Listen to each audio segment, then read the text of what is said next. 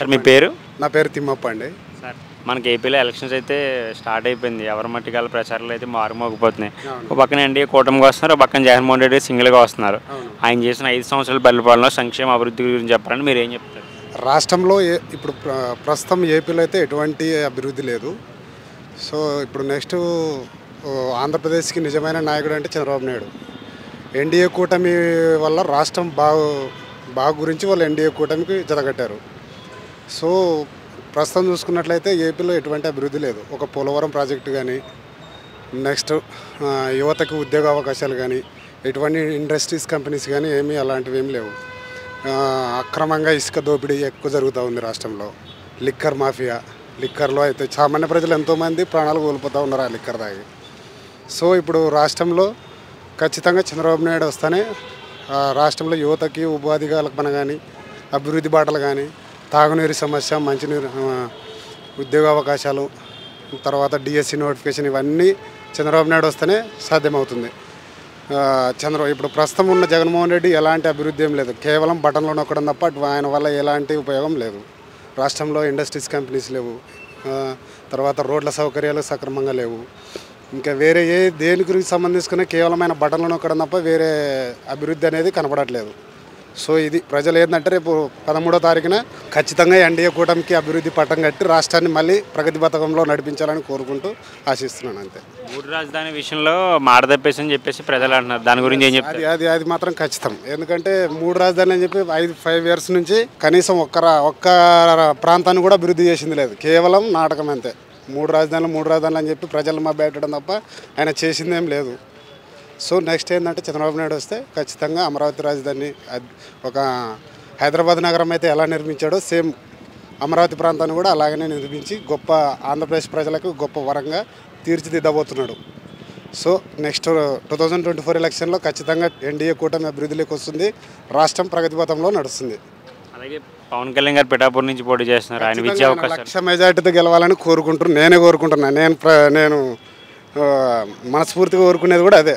పవన్ కళ్యాణ్ గారు ఒక మానవతావాది, విలువలతో కూడిన వ్యక్తి. ఆయన ఖచ్చితంగా 1,00,000 మెజార్టీతో గెలవాలని నేను మనస్ఫూర్తిగా కోరుకుంటున్నాను.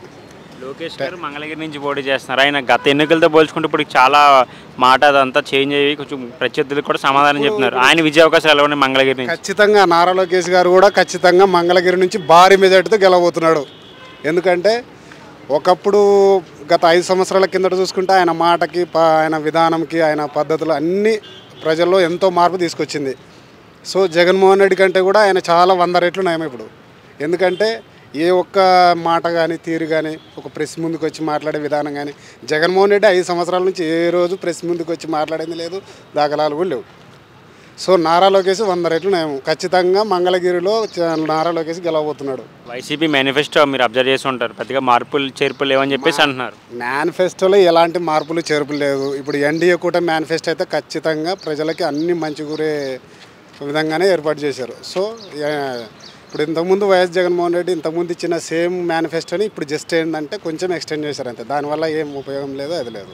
కూటమి మేనిఫెస్టోలో మీకు బాగా నచ్చిన అంశాలు అంటే ఏం చెప్తారు? కూటమి మేనిఫెస్టోలో నాకు నచ్చినది ఏంటంటే ప్రతి పేదవాళ్ళకి 2 సెంట్ల స్థలము, తర్వాత మహిళలకి 3 ఉచిత గ్యాస్ సిలిండర్లు, నెక్స్ట్ అదేవిధంగా చూసుకుంటే mega DSC, first government form అయిన వెంటనే మెగా డిఎస్సి నోటిఫికేషను. ఇంకా అలా చూసుకుంటే చాలా ఉన్నాయి. వాళ్ళు పెట్టిన మేనిఫెస్టోలో ఖచ్చితంగా జనాలకు మంచి చేకూరుతుందని నేను నమ్ముతున్నాను అంతే. అలాగే వైసీపీలో కొంతమంది మంత్రులు ఉన్నారు, కొడాలి నాని అవ్వచ్చు, మన పెన్ని నాని అవ్వచ్చు, అంబటి రాంబాబు, రోజా గారు, వీళ్ళు ఓడిపోతామన్న భయంతోనే గత కొన్ని రోజులుగా సైలెంట్ అయిపోయారని చెప్పేసి కొంతమంది సామాన్య ప్రజలు అయితే చెప్తున్నారు.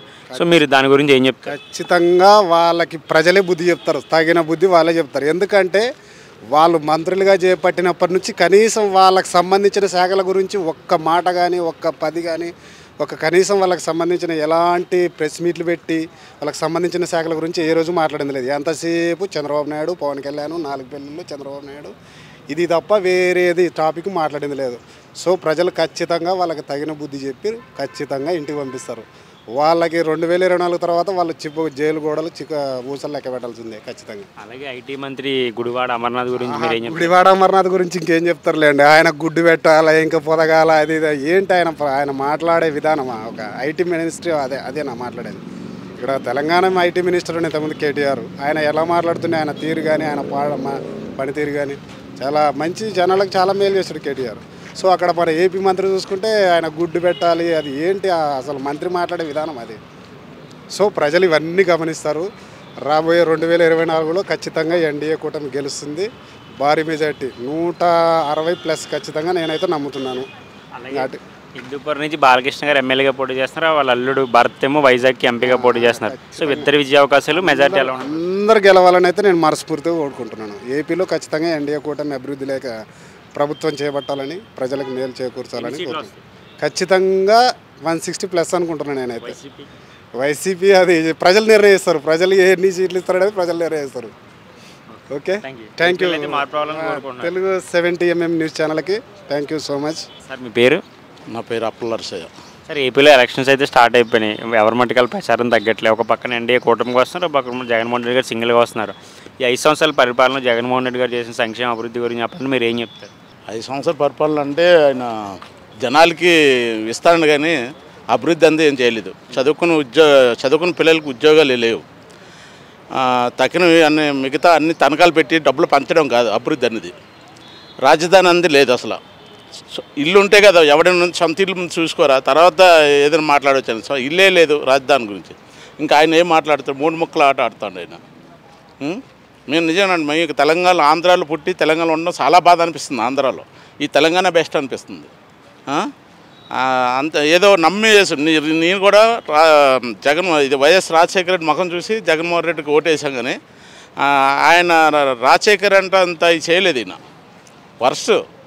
ఆ రాజశేఖర రెడ్డి ముఖం చూసి ఓటేసాం తప్ప ఈడు ముఖం చూసి ఓటు వేయలేదు. కానీ ఆ లాన్ పేరు నిలబెట్టుకోలేకపోయాడు. ఈయన అంతా ఆశలు కూడబెట్టుకోవడం ఇవన్నీ ఇదే పని మీద ఉన్నాడు అంతే. అలాగే పోలవరం ప్రాజెక్ట్ కూడా కంప్లీట్ చేస్తామని చెప్పేసి దాన్ని కూడా మాడదైపోయారు కదా సార్, దాని గురించి ఏం చెప్తారు? పోలవరం ప్రాజెక్టు పూర్తి చేయడానికి వీళ్ళు డబ్బులు వచ్చిందంటే జనాలు పంచబెట్టడం చూశారండి. వీళ్ళు ఇంకా జనాలు పంచబెడితే ఓటేస్తారు, అదే గెలుద్దాం అనుకున్నారు. కానీ జనాలకు మేలు చేద్దాం, జనాలకి ఏం కావాలో మధ్యవర్తి కుటుంబాలకి పేదోడికి ఏం చేయాలని చెప్పేసి చూడాలని. కానీ వీళ్ళు డబ్బులు పంచిపెడితే మనకు ఓటేసేస్తారు కాదని చూస్తున్నారు తప్ప, ఇప్పుడు వీడు డబ్బులు 10,000 రూపాయలు ఇస్తే వెనకాది నుంచి 30,000 40,000 తీసుకుంటాడు. అది జనాలు అర్థం కాలేదు. ఏదో ఇస్తాడు కదా తీసుకుంటా కానీ చూస్తున్నారు. కానీ ఎవరు కానీ ఏదిగా కానీ ఆలోచించలేదు. వాడికి ఈరోజు తెలంగాణలో చూడండి, హైదరాబాద్లో చూడండి, తెలంగాణలోనే కిలో కందిపప్పు ఎంత ఉంది, ఆంధ్రాలో కిలో కందిపప్పు ఎంత ఉంది. ఇసుక మాకు ఊర్లోని మేము దొరికితే ట్రాక్టర్ల మీద ఫ్రీగా తెచ్చుకుంటారు. ఈరోజు టన్ను యూనిట్ ఇసుక 3,500 ఉంది, అక్కడ 5,500 ఉంది. ఇక్కడ మేము అక్కడ ఇల్లు కట్టుకోలేము. మీకు 5 ఫ్లోర్ బిల్డింగ్ కట్టుకున్నాం అండి. అక్కడ ఒక రేకుల షెడ్ వేయడానికి 10 లక్షలు అయింది, మాకే పర్సన్ అయిపోయింది.